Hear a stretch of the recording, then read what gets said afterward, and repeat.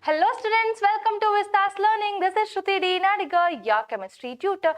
We are in Vista's Learning where Vista's Learning provide you the quality education for all. We are in chemistry 11th standard, and which lesson we are studying, students? This is the P block elements, right? Yes, the lesson name is P block elements, and this is our 11th chapter and 3rd lecturing class. What we are studying in this chapter now? We have already studied about the boron and 13 group elements, right? We are going ahead with boron and its compounds. As we can see, some important compounds of boron in the session. So what are they? Mainly borax, orthoboric acid and diborane are the major important elements, or they are the molecules or compounds of boron which we are learning in this session. So first one is borax. So it is a white crystalline solid. We need to know whatever the compounds we are studying, what we need to know, their physical properties and chemical properties with uses. So here the white crystalline solid comes under physical property. What is the property? It is the state. Either it is crystalline, amorphous, solid, liquid or gaseous state. So borax is white crystalline solid, and you can get the formula of it, that is Na2B4O7.10H2O. 10H2O gives you decahydrate. Okay. Then this is a tetranuclear units, which we have B4O5 OH twice. You will be having OH 4 times with a negatively charged particle. This is a complex which is been formed. We call it as tetranuclear units. That means boron can form this tetranuclear units. And when that is reacted with borax is reacted with this, we get this complex. Got it? Borax dissolves in water and gives alkaline solution. Borax, when it is been reacted with water, we get NaOH, which is alkaline or base, and then we get the orthoboric acid. We can also say we have the second one is orthoboric acid. How to prepare the orthoboric acid? You can use this method. So here some of the important compounds of boron, where we know borax, that is what we are studying now. We have orthoboric acid and diborane we are studying in 11th standard. So these borax are useful in cleanliness. That means for cleaning we use this borax. You can see the powder which is used for washing, and even for sweeping we use this borax for cleaning purposes. Got it? Good. So next, the structure of borax is this, where Na2B4O5OH4. It should be the subscript. So we get .8H2O. So this is the borax where you have the ion with it. Can you get this? Good.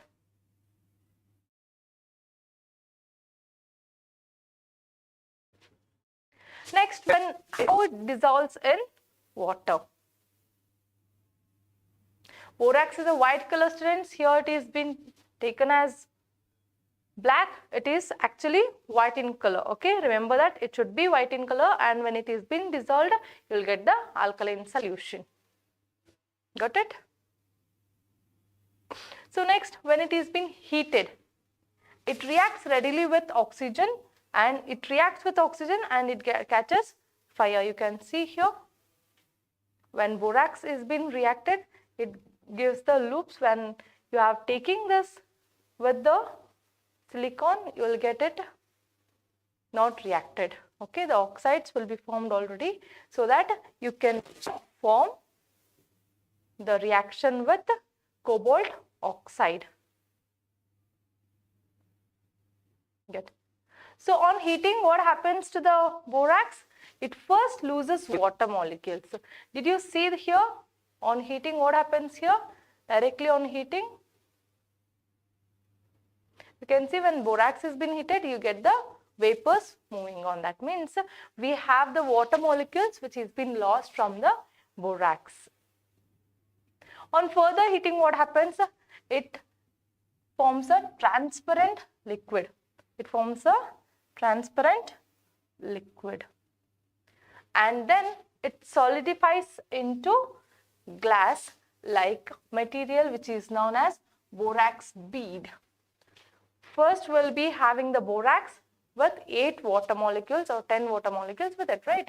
When it has been heated, what happens? All the water molecules will be removed and then it converts itself into a color, like a colorless or transparent liquid, and then that solidifies and we call that material as borax bead. It will be like a glass-like structure.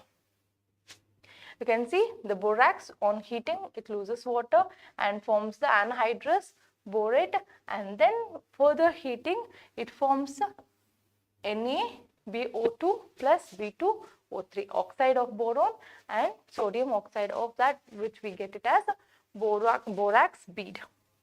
So we call it as sodium metaborate. Means there we don't have water molecules, and as we know this is a boric anhydride. The metaborates of many transition elements have characteristic colors. They will be leaving its colors. So they will be exhibiting its characteristic colors.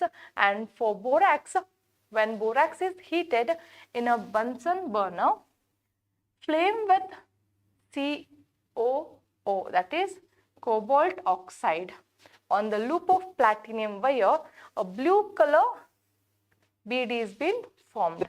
This is what where we get in the last slide. Okay. So borax bead test can be identified in the laboratory by this flame test. On flame test we get these many colors.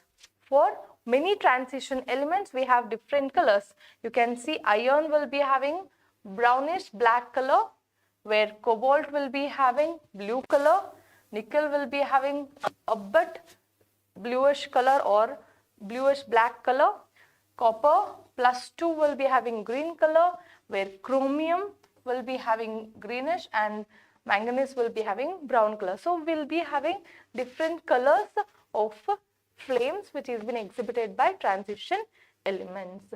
So what about this next compound is orthoboric acid. Its formula is H3BO3. It is also a white crystalline solid and it will be soapy in touch. That means it will be slippery. It is sparingly soluble in water but highly soluble in hot water. So if you take the normal cold water, it will be sparingly soluble. That means partially soluble. If you take the hot water, it will be highly soluble in hot water. Orthoboric acid is soluble in warm water than in cold water. It can be prepared by acidifying an aqueous solution of borax. We saw, right? We can prepare the orthoboric acid using borax. This is the borax when reacted with HCl and we get NaCl which is being given out with orthoboric acid. Okay, this H3BO3 you can also write like this. That means you will be having like this, and that means we have 3O, 3H. So OH thrice they can write like this. Both are orthoboric acid. So it also forms by hydrolysis of more carbon compounds. Either it is halides, hydrides, etc. It has a layer structure in which plain PO3 units are joined by hydrogen bonds. They are joined by hydrogen bonds. You can see this is the structure of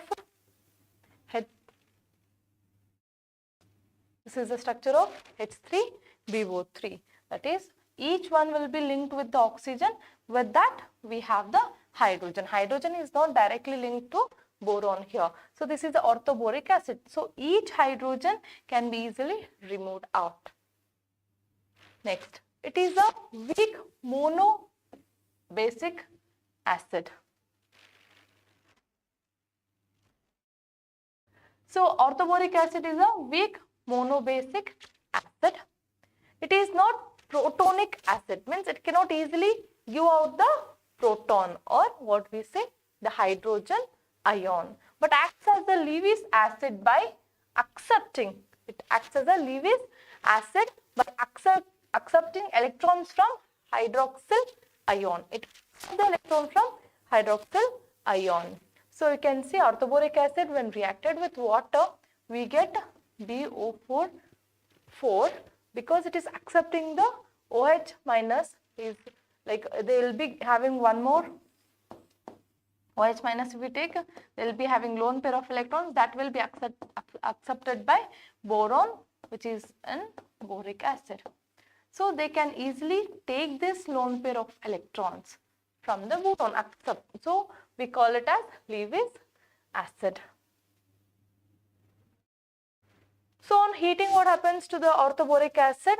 Above 370 Kelvin, they form metaboric acid as HBO2. The structure changes to HBO2, which forms further heating. It gives you boric acid, B2O3.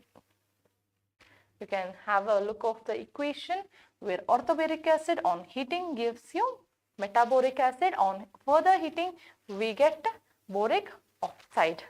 So this is the structure of orthoboric acid, which is been linked with hydrogen bonding. Can you find this link?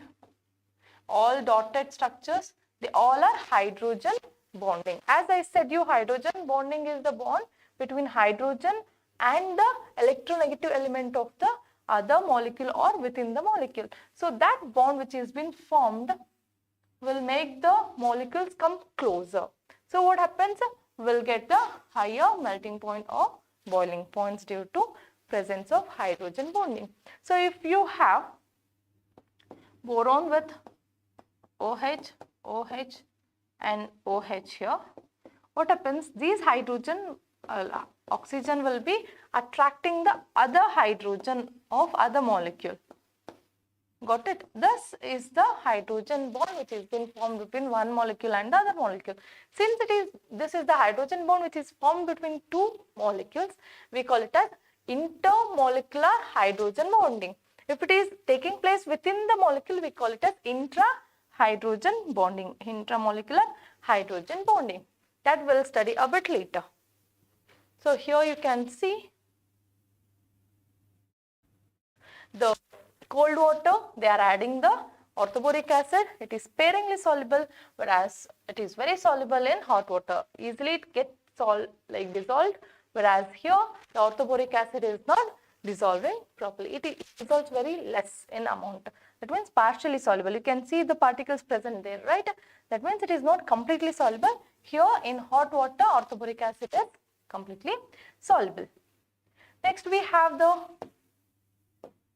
compound, that is diborane. This is very much important, students, diborane. Even you go for further studies with chemistry, that is the main topic which comes under inorganic chemistry. So diborane, it is having its chemical formula B2H6. So simple boron hydride is known as diborane. The simple boron hydride, we know what is that boron hydride? Boron linked with 3 hydrogen atom. Right, this is the boron hydride. Right. So what is diborane? The two molecules of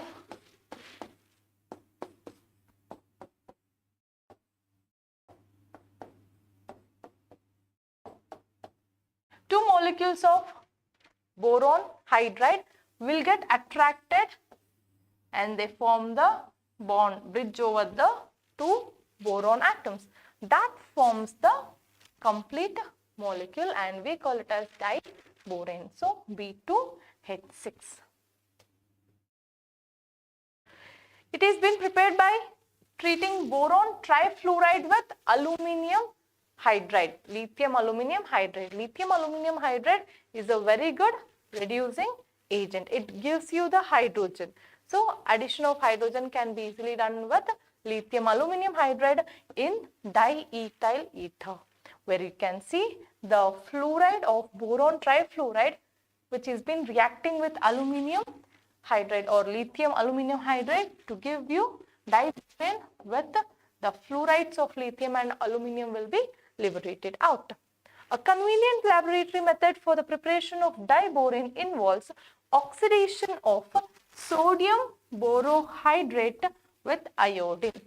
This is the laboratory method. How does the laboratory method takes place?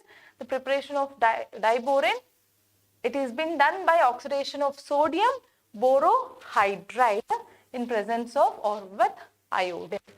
So this is the sodium boron hydride. When it is been reacted with iodine, the boron hydride or diborane is been prepared with living sodium iodide and liberating hydrogen gas.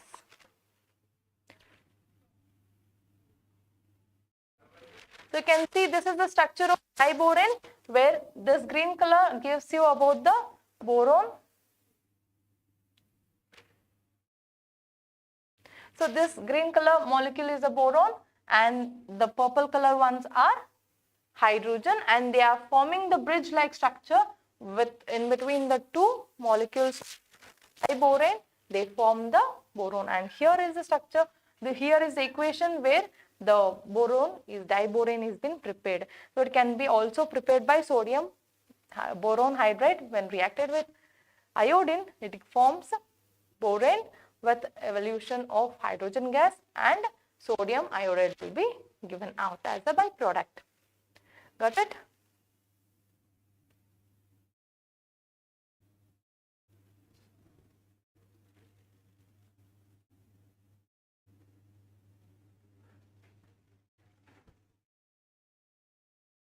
Yes.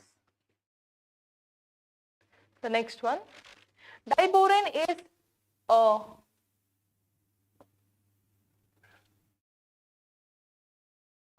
how it is been produced in the industrial method or industrial scale.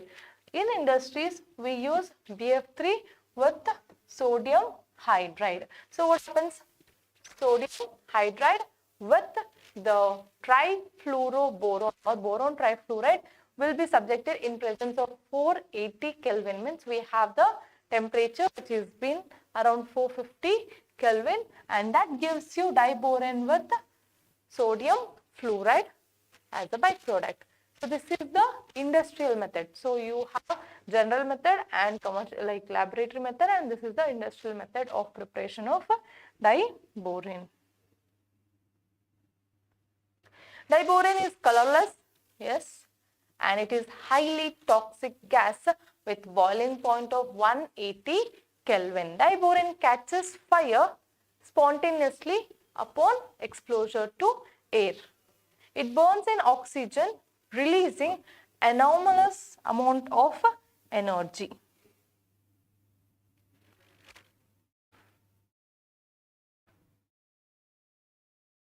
So this is the industrial method of preparation of diborane. You have BF3 which has been reacting with sodium hydride in presence of 150 Kelvin, which gives you diborane and sodium fluoride.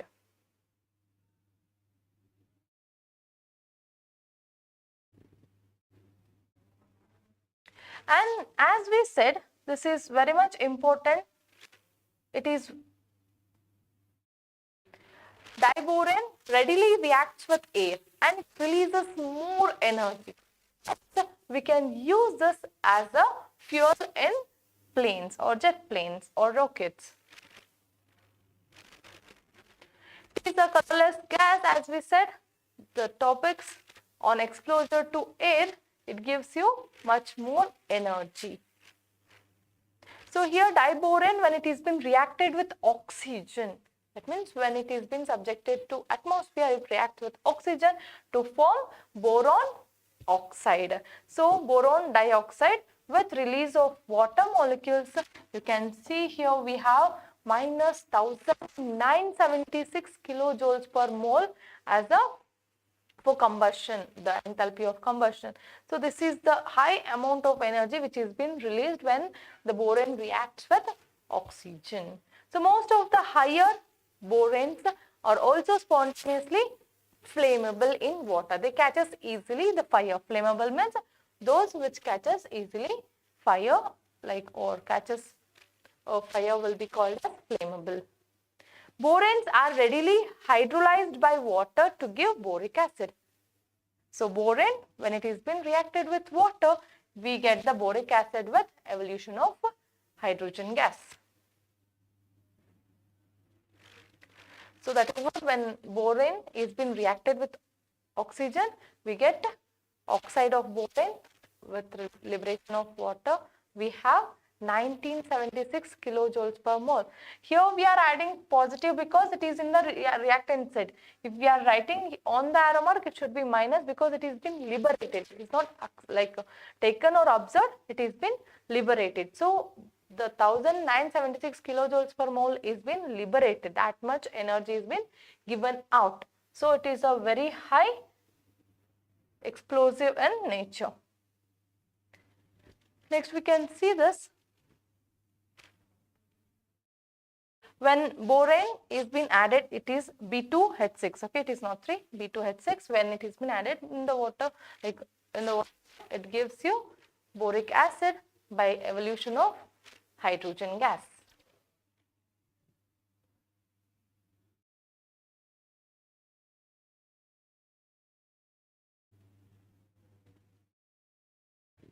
So diboron undergoes cleavage reaction.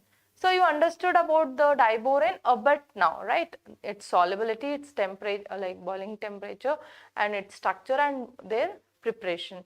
Now we'll speak about the further reaction, chemical reaction. How does it takes place? Diboron undergoes a cleavage reaction with Lewis base. What is Lewis base? Lewis base are those which donate lone pair of electrons. Lewis acids are those which accept the lone pair of electrons. So then they form the adduct. Adduct means the boron and with the Lewis base. It will be called as, the complete complex will be called as adduct. So it forms BH3.L. That means boron adduct will be formed. So B2H6 plus trimethylamine. If we consider the trimethylamine, that forms the adduct. So boron trimethylamine adduct is being formed. And boron, when it is been reacting with carbon monoxide, it is also forming adduct with carbon monoxide. Reaction of ammonia with diboron gives you initially, as we know that NH3 and BH3 will be formed, right? We know that BH3 dot NH3 will be easily formed, means it also forms the adduct, right? Because nitrogen will be having lone pair of electron, that will be easily, accepted by boron, and they form the BH3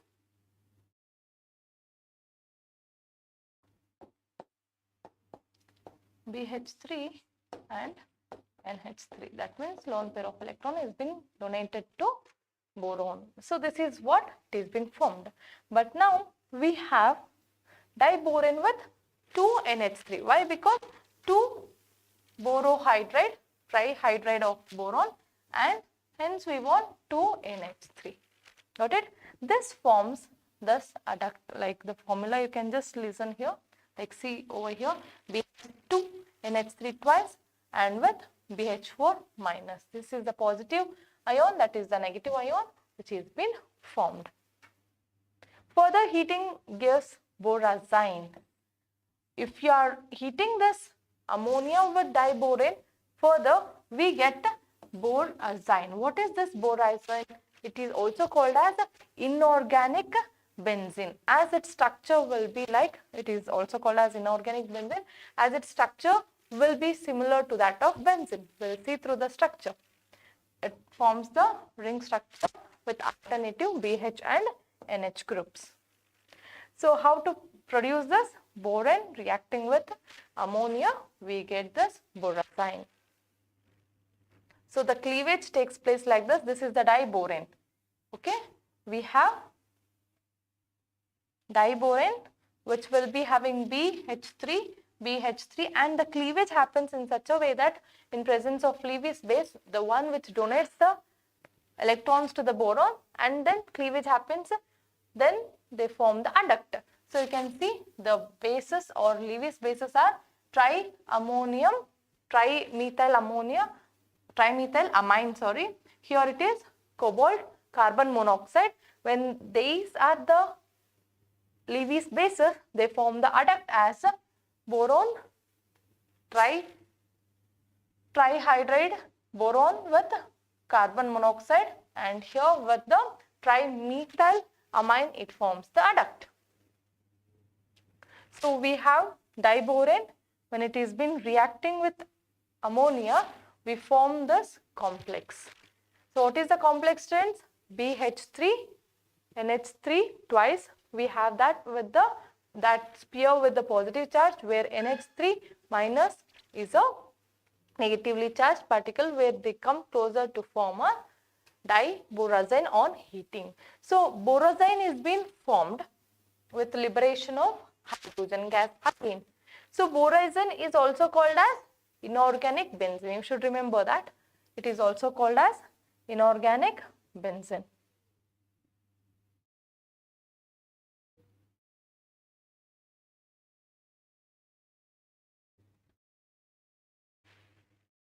The 4 terminal hydrogen atoms and the 2 boron atoms lie in one plane. Here, we'll see the structure, you will get to know. Above and below this plane, you will be having one plane. Above and below, you will be having the hydrogen molecules, and on one single plane you will be having boron atoms. And there are 2 bridging hydrogen atoms. So, as I said, this will be in one plane, and the other hydrogen will be in the bridging. One hydrogen will be here in bridging, another will be here, and the other 2 will be in different planes. You can get the idea. It will be like other plane. So the 4 terminal BH bonds are regular 2-centered 2 electron bonds. Means it will be having the sharing which forms the bridge, forming electron center bonds. So we will be having BHP bonds, and you will be having 2 different bonds, one on the one side and other on the other side, which in that we have 3 center hydrogen electron bonds. You can see this. This is how you will get this bonds, and you will be having the bond angle, different bond angles over there, and different bond length. So 119 picometer from boron to hydrogen, which is on the same plane, whereas you will be having 197 degrees on the above, which is forming the banana shape like structure or bridging atom. So boron also forms a series of hydridoborates. The most important minus ion. We have seen that is in, and that will several unknown, like tetra Borax, several present. Means it is just an ion. This negative ion can come with any, as metals gives positive charge. These are in negative charge. Take electron attracted towards each other. So gets attracted towards each other, and we get hydrido. Lithium, sodium tetra. So borates are also known, as we know. The reaction of metal hydrides with the borate. Metallic hydride, that is sodium hydride or lithium hydride or any other hydrides you can take, that reacts with boron, diborane, to give you the complex. This is the complex which is being formed, tetrahydroborate, and that will react with the metal ion to form a complex called tetrahydroborate.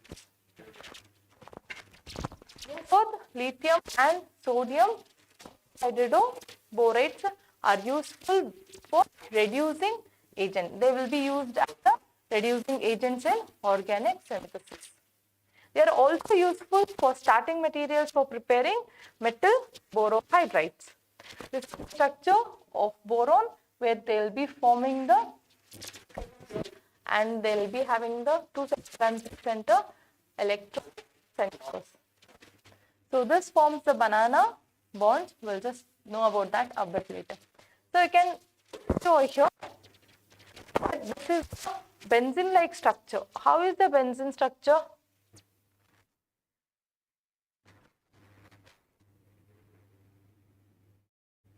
So benzene structure is like this: 6 carbon atoms, and will be having alternate single and double bond, right, with hydrogen atom each.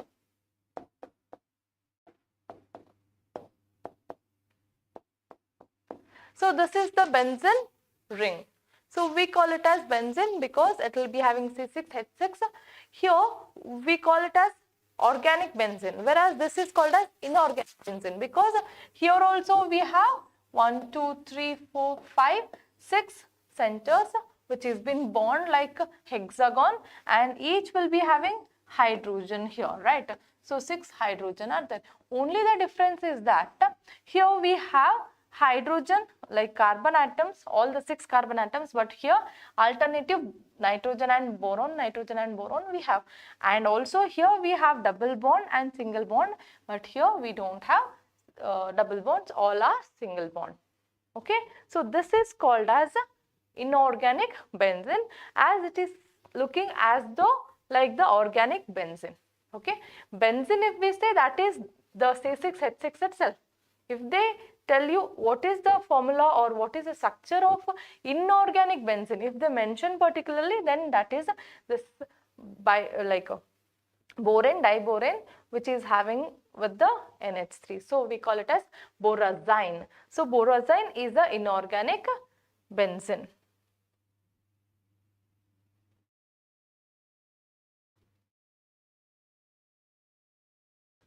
So here we have borazine with the structure which is almost having the structure of benzene, and we call it as organic benzene. What's his name? Borazine. Okay, and when you speak about the diboranes, you will be having 6 hydrogen which has been linked, and this is the hydrogen, this is the vacant compound which you are having, that will be coming closer to the boron. As boron is having electron deficiency, what happens? It attracts the other hydrogen atom and forms the banana group. This is the B2H6, and here they form the banana group. This we call it as 2-centered and 3-center electron centers. So this is the bond length, 134 picometers from boron to hydrogen. And here from the boron to hydrogen, which is not involved in the banana group, banana bond will be having 119 picometers.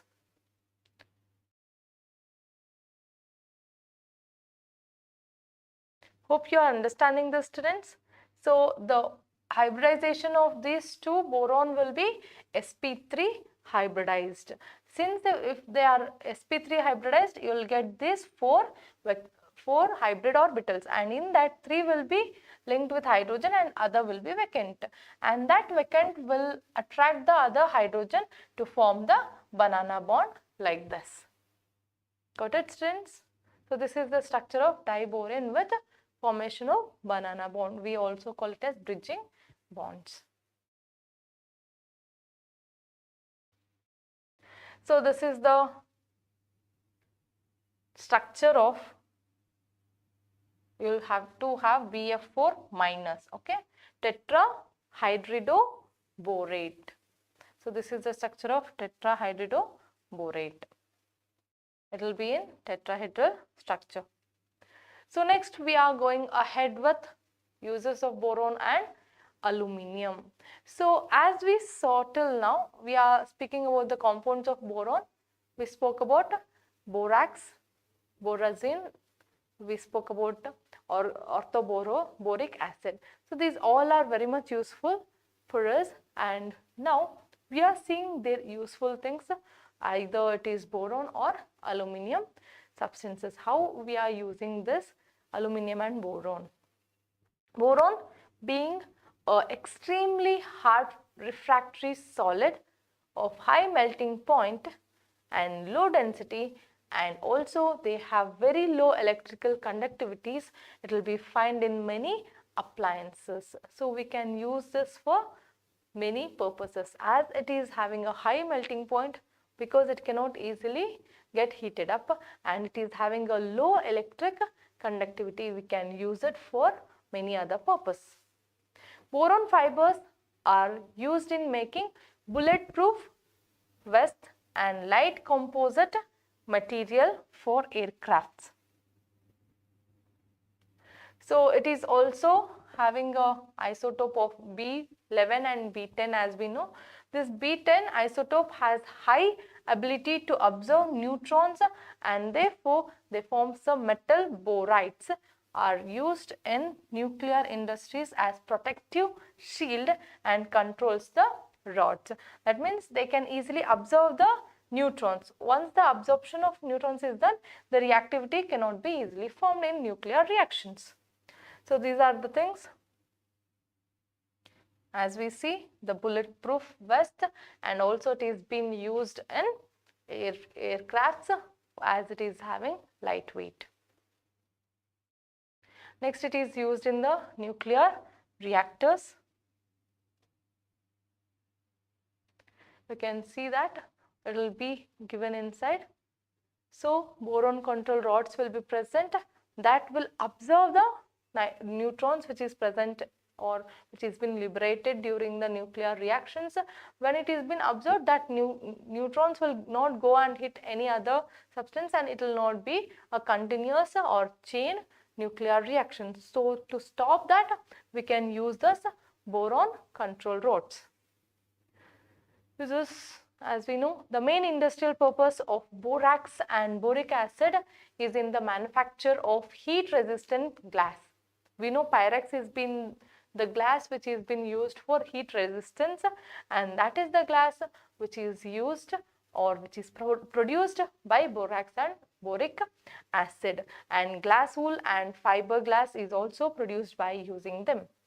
Borax is used as a flux for soldering materials. You know soldering, right? To melt the metals and patch up with that, will be using this borax as a flux for heating, scratching and strain resistance gases. Like gas coating, you will be having to earthenwares like tiles and all will be using these coats, strain resistant gas coating. So as an earthenwares we are using this, and even for the medicinal soaps we use this borax. An aqueous solution of orthoboric acid is generally used in mild antiseptics. So this is where we use the Pyrex glass, the heat resistance glass, which we call it as Pyrex. To produce these glasses, we'll be using borax. And in antiseptics, the medicines antiseptics also, we use this borax. And aluminium, if you are coming with the aluminium, it is bright silvery white metal, and its high tensile strength. Tensile strength means it can withstand the high weight, or it can withstand the energy, like if you are putting on the weight, it can withstand it. So it will be having the high tensile strength, and it has high electrical and thermal conductivity. Boron is not having high, or it is not conducting it is not a good conductor, whereas aluminium is a very good conductor. Don't get confused with aluminium and boron. Okay. On a weight to weight basis, the electrical conductivity of aluminium is twice that of copper. And aluminium is used in extensively in industries and everyday life. As we know, we are using thin sheets of aluminium for wrapping foods and other purposes. So as we are using it, you can mention that also. It forms alloys with copper, manganese, zinc, magnesium and silicon. So these are the some examples where you can see the soldering of material. The borax will be used. This is gassed coating for ceramics. This is the medicinal soap which we can use it. So here the borax, these are the useful of borax. Aluminium and its alloy has been given the shapes of pipe, tubes, rods, wires, plates or foils, and it founds the uses in packing, as I said, utensils making and constructing, even constructing aeroplanes or in aircrafts. We are using this because it is of lightweight, and for transportation industries we have a very good use of this aluminium. So the use of aluminium and its compounds for domestic purposes is now reduced considerably because it is having the toxic nature. Since it reacts easily with others, so we consider that nature as toxic nature, and nowadays we are not using this aluminium utensils. So as I said, you can see over here the conductivity or the higher thermal and electrical conductivity of aluminium with the copper.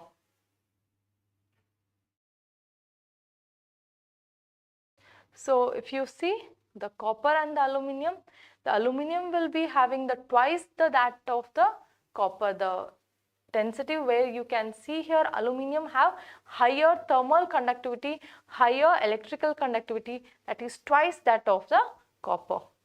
So by this we finishes our chapter, our session today, and we provide you the education for all other languages also. Students, if you are familiar with your own language, you can browse into our web application www.vi-learning.in, and you can get the videos in your own languages such that it will help you for better understanding. So we Vistas Learning always work on it for quality education for all. If you have any doubts, you can get back to us, and if you have missed any of the videos, you can browse into our web application.